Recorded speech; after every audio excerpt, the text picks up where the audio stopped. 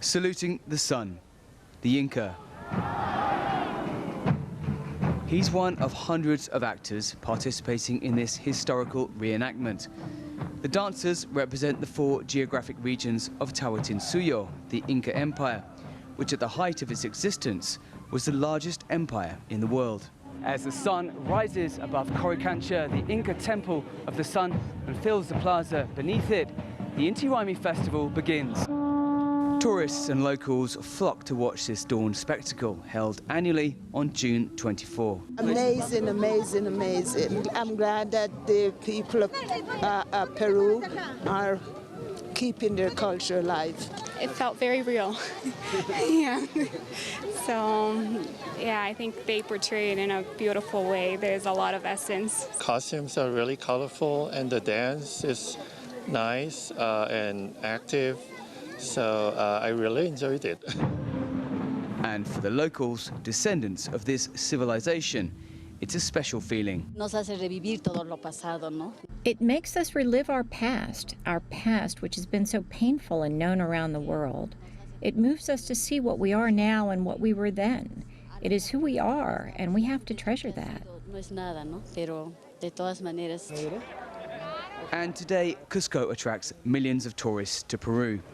All of those here paying handsomely for ringside seats to the spectacle, while hundreds of local people watch from further up the hillside. Inti Raymi has its origins in the time of Tawantinsuyo, or the Inca Empire. But today it celebrates its 75th anniversary. Peru revived the festival in 1944, just about the same time as it established its first hotel for tourists in Cusco. That's no coincidence, says Mark Rice, a historian of Peru. Inti Raymi provides a very compelling folkloric narrative that backs up the touristic selling of Machu Picchu, linking it to this utopian, mystic version, or vision, I should say, of an Inca past. That vision reaches its peak above the city of Cusco in the temple fortress of Sacsayhuaman, as some 700 women and men act out this rendering of the empire's court. Soldiers and subjects from the 4 corners of the empire pay homage.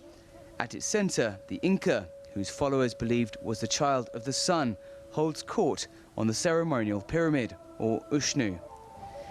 Military leaders and officials bring news from the empire, prompting a ritual offering of chicha, an ancient alcoholic drink made from corn, and the symbolic sacrifice of a llama. From up here, you can really appreciate the full scale of this intricately choreographed spectacle, which pays homage to an empire which was defeated but continues to live on in the hearts and traditions of the people here in Cusco. And this legacy is Peru's greatest tourist attraction. With the Inca's final message imploring the sun god not to go away, this evocation of times past draws to a close. The actors, such as this entire family, can relax and pose for photos. As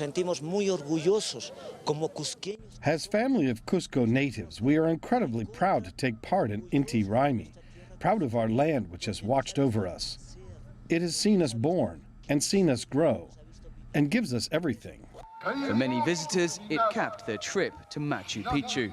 Colorful, energetic. I couldn't believe how hard they worked. I mean, those people were out there moving around in this sun and this heat and running and dancing, and it was wonderful. I couldn't have imagined it being better. Peru's history is a big attraction for growing numbers of Asian tourists, says this tour guide. We are seeing growth. Obviously, Japan is more advanced in Latin American tourism. Taiwan and Hong Kong too.